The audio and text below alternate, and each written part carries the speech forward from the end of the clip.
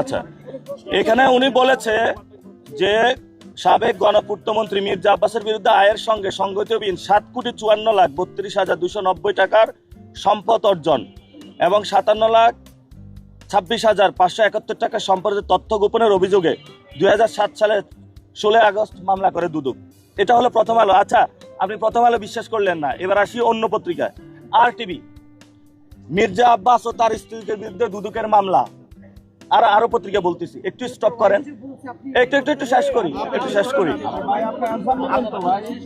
দুদকের অনুসন্ধানে মির্জা আব্বাস ও তার স্ত্রী আফরুজা আব্বাসের নামে 20,92,363 টাকার অবৈধ সম্পদ পাওয়া গেছে।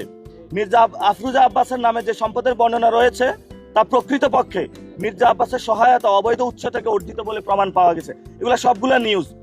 দুদকে দাখিলকৃত আফরুজা আব্বাসের সম্পদ বিবরণী যাচাইকালে তার আস্থাবর সম্পদের মধ্যে ঢাকা ব্যাংকের অনেকগুলা সম্পদ তাদের, এবং সেখানে প্রত্যেকটা, ভাই আমি আপনার লিঙ্ক পাঠিয়ে দিব।